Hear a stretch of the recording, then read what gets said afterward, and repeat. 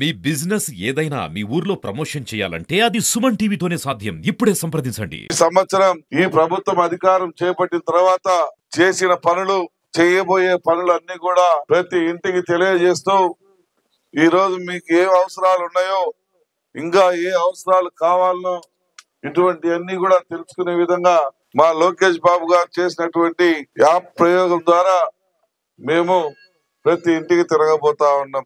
అయితే వైఎస్ఆర్ పార్టీ వాళ్ళు ఈ తెలుగుదేశం ప్రభుత్వం ఏమి చేయట్లేదు, ఈ తెలుగుదేశం పార్టీ వాళ్ళు మోసం చేశారని ఒక తప్పుడు ప్రచారం చేస్తూ ఊర్ల మీద పడాలని చెప్పి చూస్తా ఉన్నారు.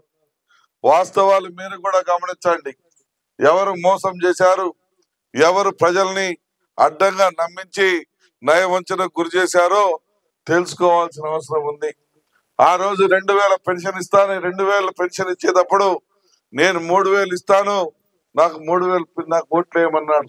అందరు కూడా 3000 ఇస్తే ఓట్లు 3000 ఇచ్చి ఇస్తాడు, 3000 రూపాయలు ఇస్తాడు, ఓట్లు వేద్దామని చెప్పి అందరు ఓట్లు వేసిన తర్వాత గెలిచిన తర్వాత అడ్డం తిరిగాడు. నేను ఒకటేసారి 1000 రూపాయలు ఇస్తానని లేదు, 250 రూపాయల లెక్కైనా ఇస్తాను, అది మా నాన్న పుట్టినరోజు నాడు ఇస్తానని చెప్పడం జరిగింది. తీరా చూస్తే నాన్న పుట్టినరోజు గాలికి పోయింది. తను మాత్రం సంవత్సరానికి 250 రూపాయలకు ఇస్తూ 3000ని 4.5 సంవత్సరాలకు ఇచ్చిన మాట వాస్తవము.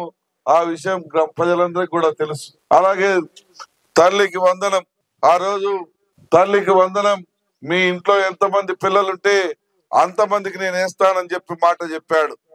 తీరా అధికారంలోకి వచ్చిన తర్వాత దాన్ని కూడా తూచన్నాడు.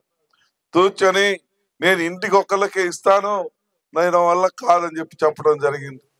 అయితే ఈ ప్రభుత్వం అధికారంలోకి వచ్చిన తర్వాత 3000 పెన్షన్ 4000 ఇస్తామని, అది కూడా 4000ని కరెక్ట్ గా 1వ తారీఖున ఒక పక్క పెన్షన్దారులకు, మరో పక్క ఉద్యోగస్తులకు జీతాలకు, మరో పక్క ఈ రాష్ట్ర ప్రభుత్వం వాళ్ళు చేసిన అప్పులకు వడ్డీలు కట్టుకుంటూ ఈ ప్రభుత్వం మనుగడ సాగిస్తా ఉన్నమాట వాస్తవం. మీరు కూడా గమనించారు. ఇదే కాకుండా 3 గ్యాస్ సిలిండర్లు ఇప్పించాం. తల్లికి వందనంలో ఇంట్లో ఎంతమంది పిల్లలుంటే అంతమందికి 68 లక్షల మందికి ఆ తల్లికి వందనం కార్యక్రమాన్ని డబ్బులు పడేలా చేశారు.